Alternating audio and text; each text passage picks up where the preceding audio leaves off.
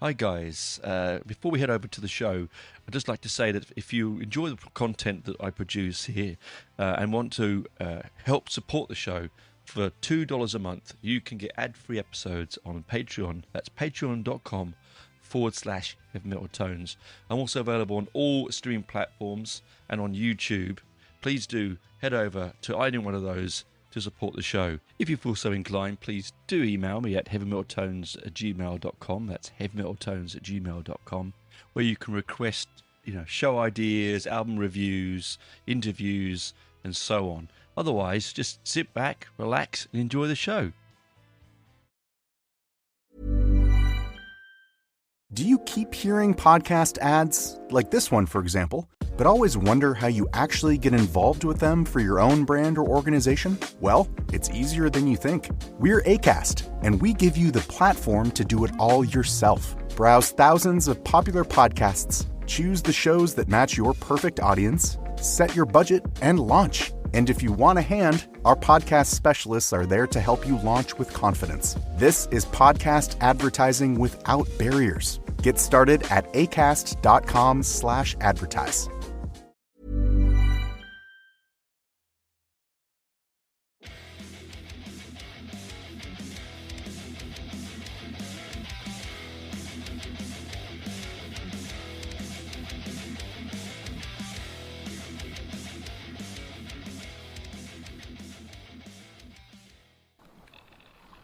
No, it was 8 months on a boat.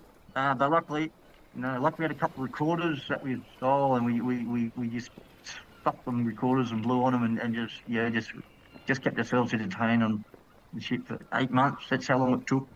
Yeah, we stole those recorders. That's why we were on the boat, because we got arrested. And anyway, if it wasn't for that, we wouldn't have been here, and we wouldn't have this conversation right now. So I think it worked out for the best. That was one part of the duo Gopher, the band that are releasing a new album very soon. In fact, it's out now, Tunnel Buddies, about on the 1st of May. They came over on the first fleet, as you could hear. They stole some recorders, were sent over here because they were naughty boys 250 years ago. They've been living in the sun. They've been partying in the sun, and they've decided now is a time to unleash onto the world Tunnel Buddies, an album that encompasses all that they love: fat grooves, filthy vocals, blast beats, double kicks. Now, the band themselves, as I have been asked to mention by Ned, is Ernie Bingo on vocals. He is the world mahjong champion, the current world mahjong champion, apparently.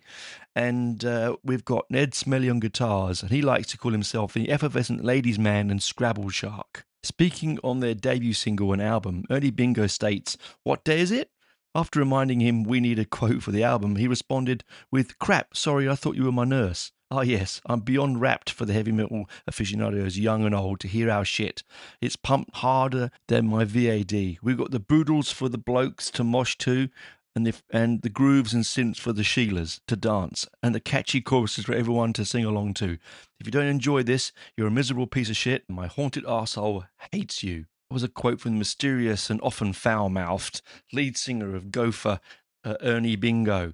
Now, I cannot wait for you to listen to this album. It came out on the 1st of May, so only just over the corner there, just a few days ago, as of the release of this album, this show, and it's entitled Tunnel Buddies. Now, you'll have to listen to the full interview, which will be out soon on Metal Ruse, for you to understand why it's called Tunnel Buddies, but we will talk about the album on the other side of this show, as we normally do.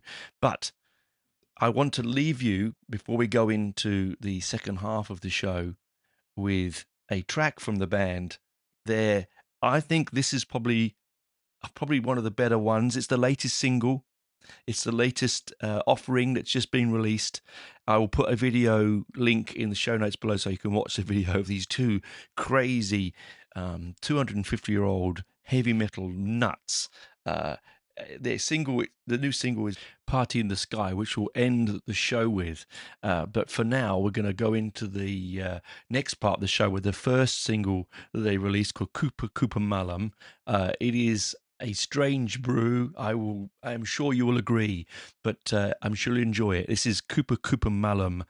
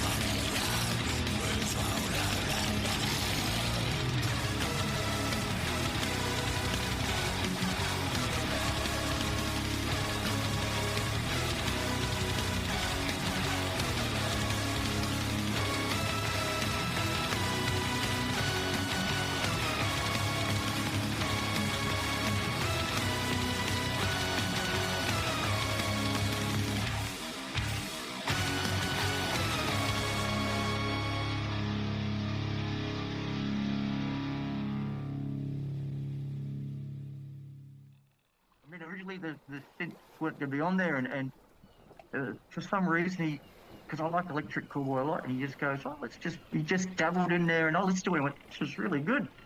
And then it's all in his tiny little keyboard that he's got. It's tiny, it's about 100 years old, and it just sounds so silly, but so cool.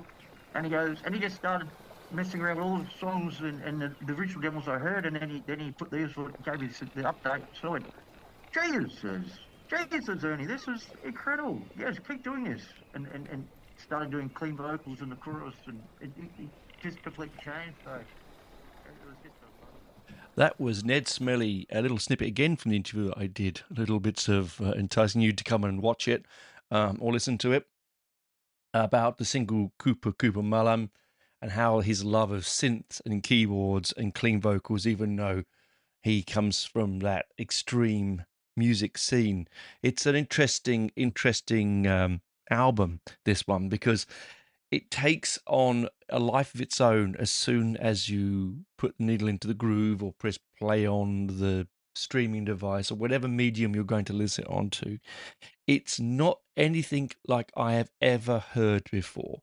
These two old timers have produced, have taken all of the things they've heard in the past. You know, they've gone through their pop music, skiffle, rock and roll, punk, disco, new wave, electronica, 80s synth music, you name it, they've listened to it. And they've rolled it in to this crazy album, Tunnel Buddies. This time, though, they made it as heavy as they possibly could with all the other nutty bits on top. Now, I first heard this described as a punk band when I was looking quickly over it before it was sent out to me. And I thought, yes, it's punky. It has its punky attitudes because it's a self-made album with that sort of devil may care, I don't care, I'm going to make this music, and if you listen to it, I don't give a fuck. I just want to make it attitude. But it's not. It's more. It's a little bit more than that. There is a great sense of humour. There is a vast sense of Australianism in it. There is a connection to the heritage of these two lads, both here in England, in Australia, and over in England, where they hailed from 250 years ago. They mix everything together in a big cooking pot, and you come out with one of the craziest albums you'll ever hear. Well, maybe one of the craziest albums you'll hear for the next couple of years, anyway, until their next album comes out. Uh, we chatted about it as you'll hear, but I just was, I put it on. I thought, what am I listening to here? Stuck it on, and it right from the opening track, right from track number one, as I mentioned to Ned when I was talking to him,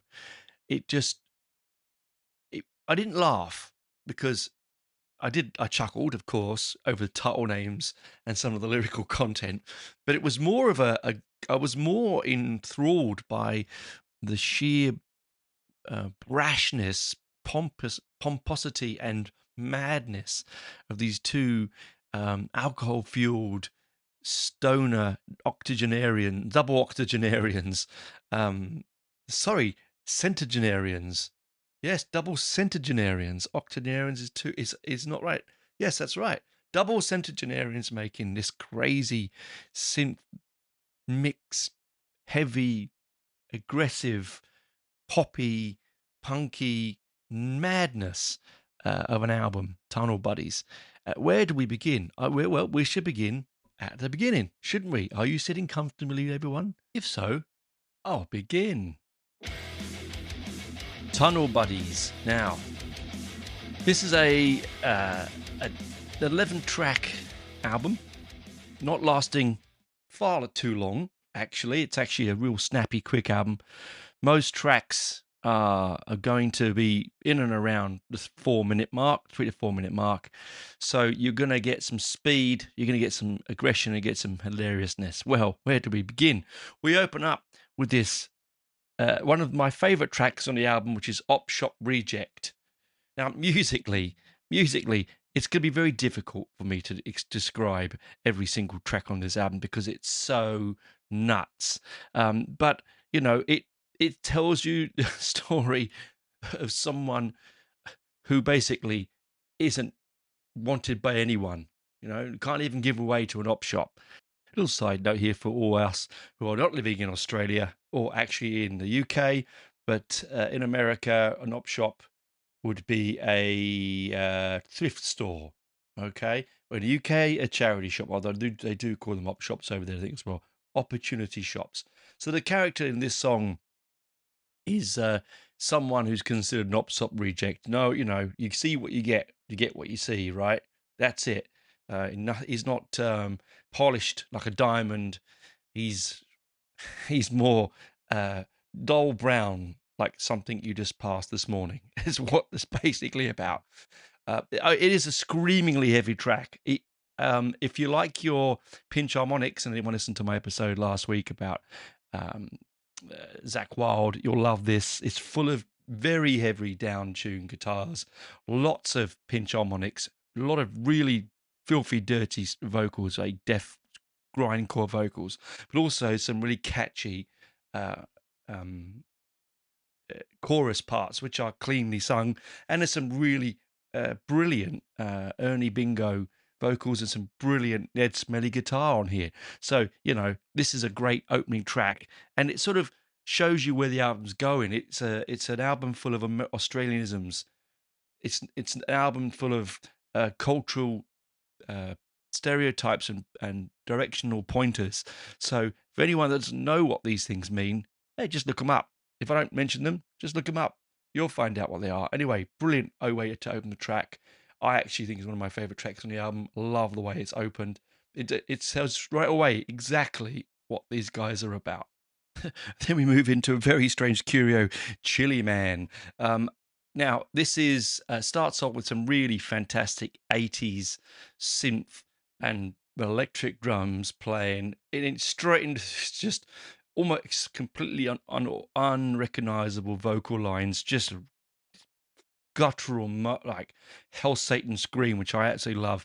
It's not until you get to almost the end where you get the lyric you can hear, which is hands on his chili, then his hands on his willy. So all I can think of is it's that moment where you've been cutting chilies and then you go for a whiz and you haven't washed your hands properly, and or a slash in the UK or a piss in America, whichever, either one.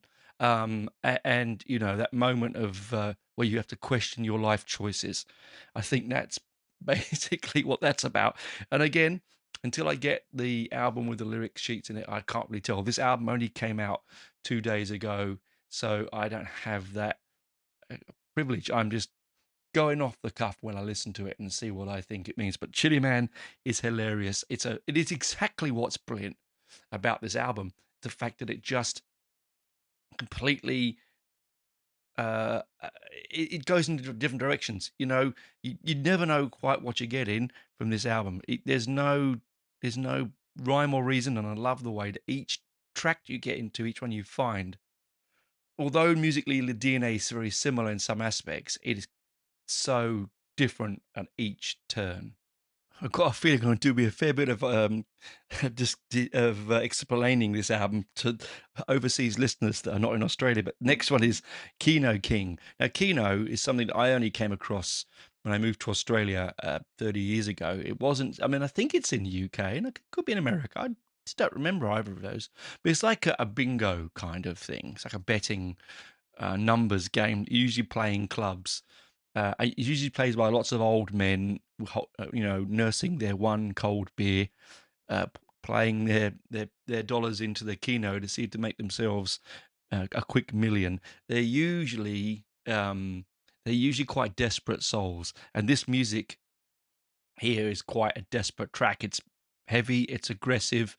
It doesn't change much from the fact that it's there with a sort of a grindcore extreme vocal, but it then also still has that sort of very angelic, clean electronica vocal in just at stabbing points of certain parts of the chorus. So it also, the way that they compose these songs is quite freaky and interesting because it doesn't go dirty clean in vocals like a lot of things do. It just goes, in any way they feel comfortable. It's, we'll chuck a bit of clean in here. It seems to work for us, right? Keno King, right? So it's 3 minutes and 19 seconds long. It's not hanging around too long, but gosh, man, what a ride that one is. And again, we've all know, if you live in Australia, you will all know someone. We all know a Keno King. We might not know them personally, but we know they are. Anyway, let's move on to the next. What craziness is coming now? What are these two guys going to put between our ears? Let's find out. Hot Mess Express. Now, again, it's a very much a now over in Australia, I should say, we have every country and every culture has what you would call, ragamuffins or street urchins, or over here, like people that sort of crave fast cars, drink cheap beer, have their own slang of their own. They have mullets. I mean, I'm being very, very contradictory. I'm being very not contradicting. What's the word? I'm being very stereotypical here, but that's basically what a bogan is here. So bogans, this is very much bogan style music, and hot mess is a term about. It's basically used as a street term or a colloquialism for something that's just not good, right? Someone who's had a really bad relationship. They're a hot mess. They just can't get it together. Things are going wrong. They're just all over the shop, as my dad would say, another English term. And so hot mess express. Now this one comes completely out left field. This is like an extreme version of a Eurovision Song Contest song. Like it's got this really catchy key guitar part.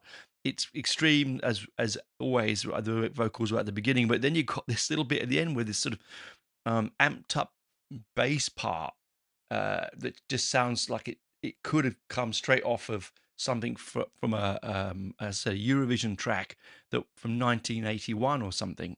It's intensely fun piece of music, and I think it sort of completely epitomizes the lyrical concept or the idea of a hot mess. And I love the way right at the end he just quite a sexy voice. He's hot mess express. I love it. Perfect way to come down from the previous track. This is just a little bit of fun. They're all fun, but this one was a little bit more odd. And that's interesting on an album as odd as this. $5 a Day comes next. This one is synth heaven. This is a bit nu metal-y in some respects. There's a sort of swirling pace that you can't keep up with. And I'm not quite sure what $5 a day is. Again, I have to get the lyric because it comes by so quickly. I've tried to catch it every time I've listened to it, and I can't quite get it. I can imagine, I hear there's a line about brushing teeth somewhere in there. I imagine it's about living on the dole and $5 a day, because the dole over here is like in the UK a dole is the same. It's a supplementary benefit, a benefit from the government. They pay you because you're not earning, you don't work. In America, I think it's insurance. I'm not quite sure what it's called over in the States, but you know that if you're not working, when the government give you money to survive because you have no money to live on. And I feel that's what the $5 a day is trying to say. No money to brush my teeth, probably no money to even eat.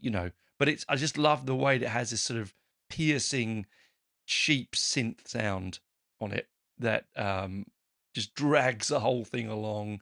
And again, that mix of clean and dirty vocals just draws the listener. It's so fast. I mean, it's 2 minutes or so long, but by the time you've worked out what you're hearing, it's over.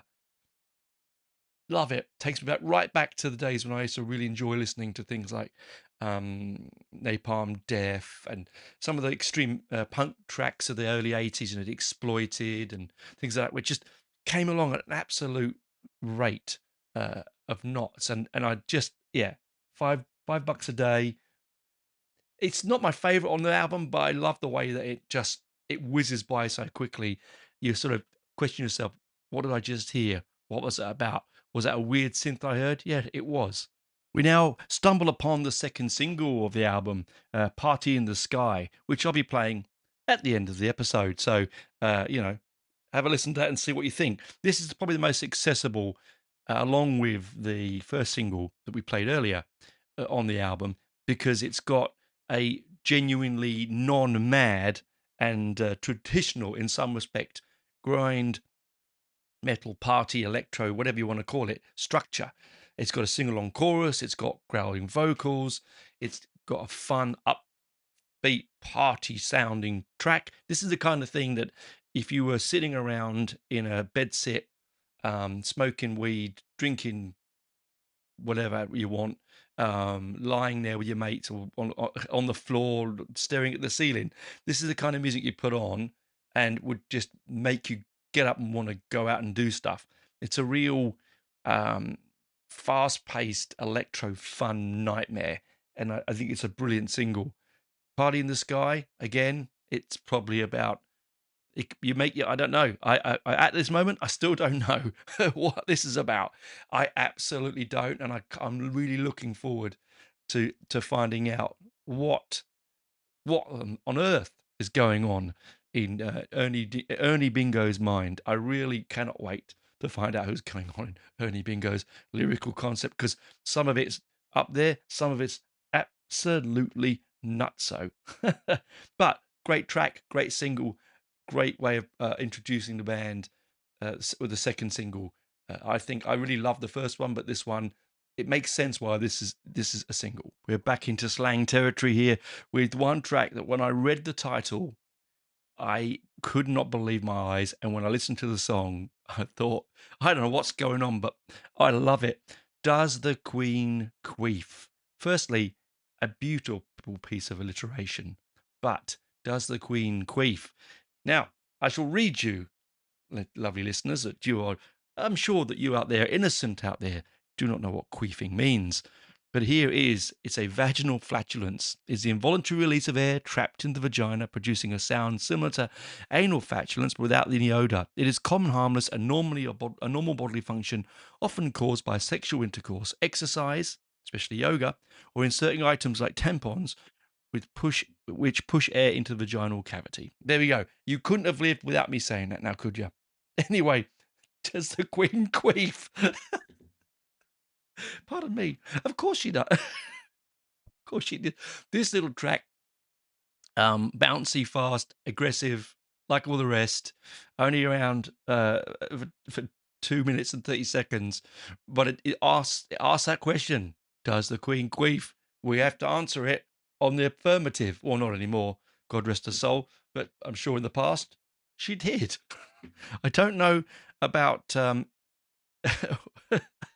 sorry, I could edit this laughing out, but I'm not going to, because it genuinely made me laugh. It's look, it's a good 2 minutes of fun. You put it on, people wouldn't even know what you're listening to. If you put this on to someone, they're not going to say, "Hey, I heard him say that the Queen queefs."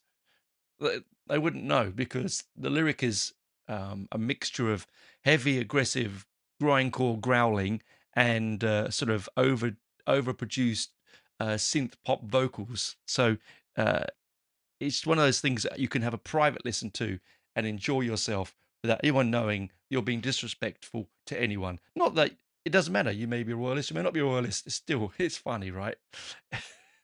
And it's a nice lightness and a different, bring us back to earth, to the madness of Gopher after Party in the Sky, which is a more sort of universally acceptable, if that's the term, piece of grindcore electro pop madness. Okay, we can get back to the Australian boganisms of does the Queen queef?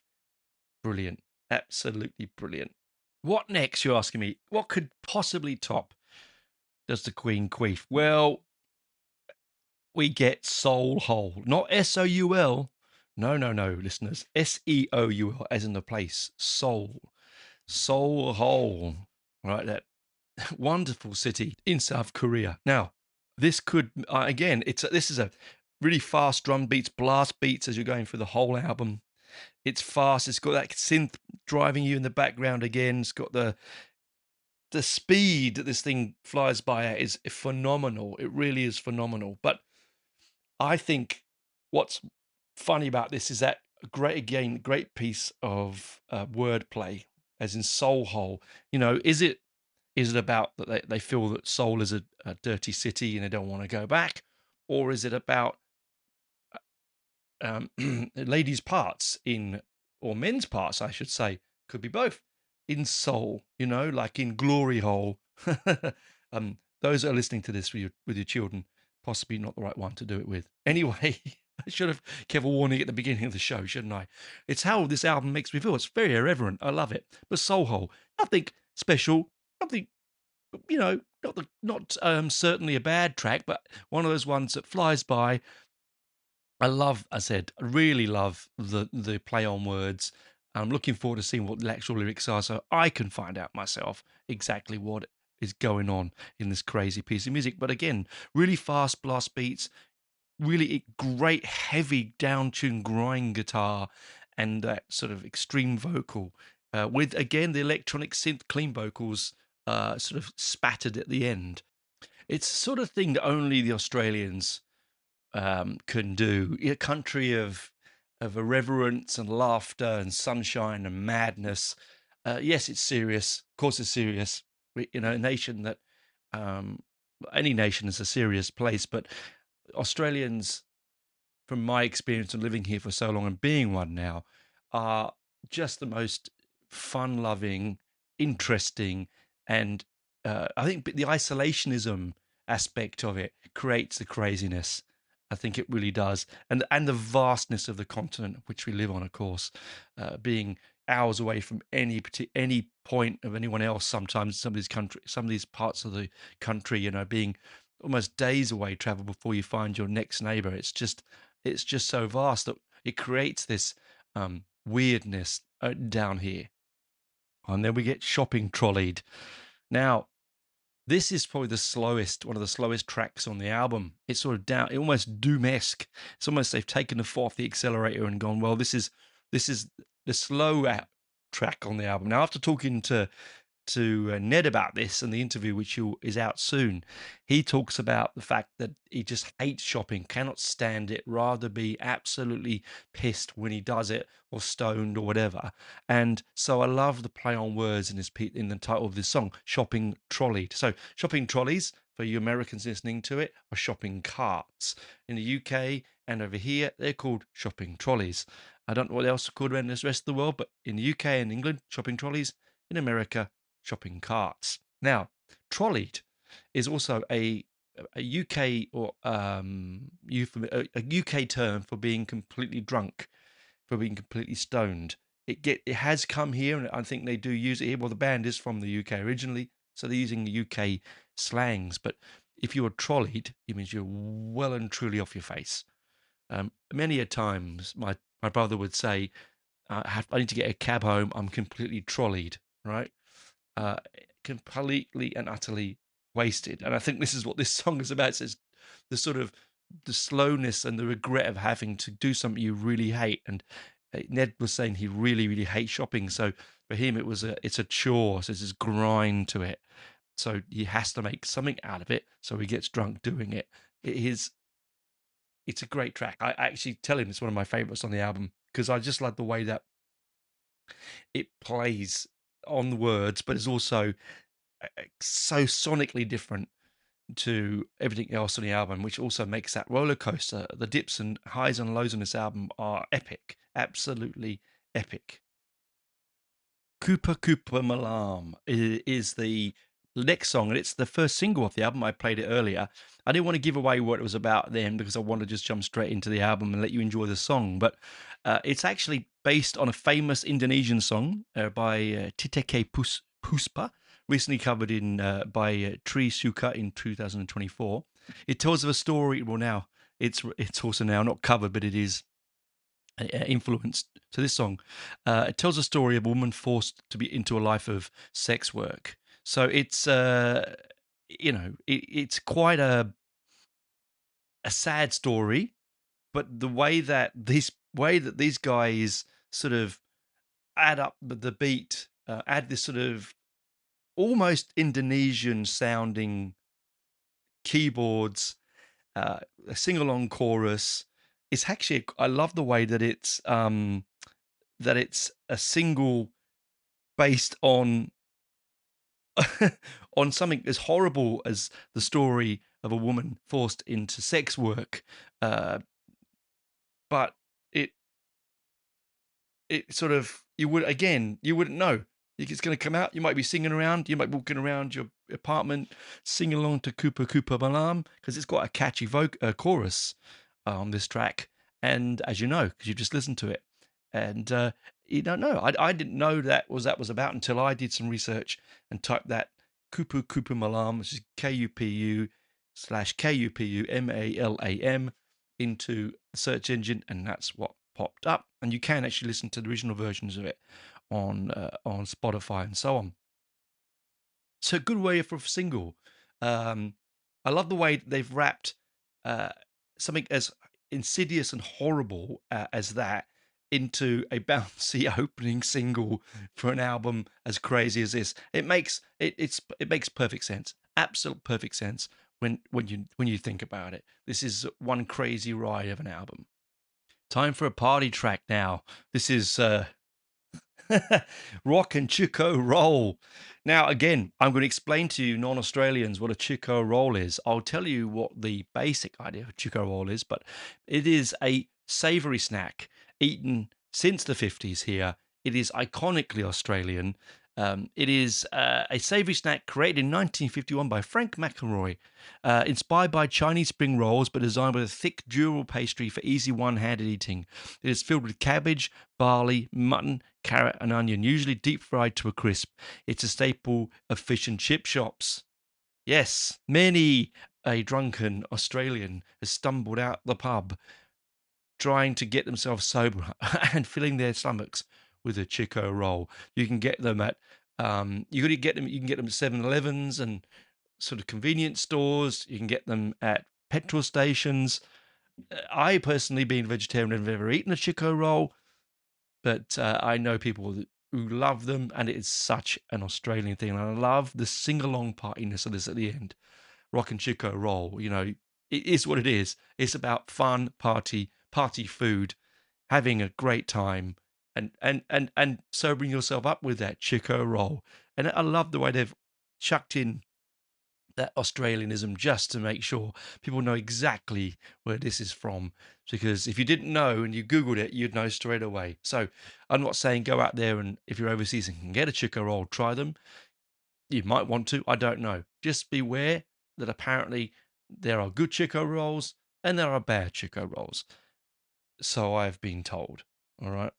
But it's predominantly cabbage, predominantly mutton, which is mutton an older meat, or anyway, older lamb, carrot and onion, and it's deep fried. So not very good for you, but great hangover food. This is a great party song. I would have released this as a single. If they're going to send us, if you're listening to me and they want a third single, this is the third single I'd have off this album. I think absolutely tells a story perfectly. It's such a fun track. Very much like Party in the Sky. This is a party track. Sadly, that was the last track on the album. It ends with a party track. All right? It's a banger of a party track. Quick, fast, a little bit lighter musically than some of the earlier tracks. As I said, this is a real roller coaster of an album. Your emotions are pulled hither and thither, up and down, in and out, and round about. All over the place, this album. Even if you do not enjoy extreme vocals and you're not into the grindcore, the sort of death metal vocals, you're going to enjoy the heavy riffs, the completely balls to the wall madness of a little bit of synth tucked away in there. You know, it has hints of Alien Sex Fiend. It has hints of Sex Gang Children. It has hints of Nine Inch Nails. It's got hints of Depeche Mode. You name it, it's got it on there. Sisters of Mercy, The Mission, Fields of the Nephilim, all this kind of weird stuff that was going around in the mid-'80s. It seems to be rolled into this one. These two old timers, these, as I mentioned before, quadrenarians, I think that's the term, I don't know now. No, I can't think of the way. Anyway, these old fellows have made an album for the time, an album for the ages, I think. And let's see where they can go from here. Let's see if we can get if they can get the energy and get out of their old people's homes and sneak out, get their false teeth in, have their synatogen, maybe a monkey gland injection, and they can come out and make us rock our worlds with a live set. Who knows? They can't see much sunshine, so they'll have to be in the nighttime because their skin is only paper thin, and it may get completely destroyed by the sunlight. So they are night creatures, which is how we like them to be. Anyway, that was my quick look at a nuts album by two crazy musicians, Ned Smelly and Ernie Bingo of Gopher. Brand new out to as of this recording 2 or 3 days ago. Right, as we finish, I'm going to let you go out with Party in the Sky, the latest single from this album, which I talked about before. It's party music. You're going to love it. Play it loud. Don't be embarrassed. Get it out there. Turn your stereo in your car, at your home, in your workplace if you can. Just jack it up because you're going to love this. Party in the Sky by Gopher. Bye for now. See you next week.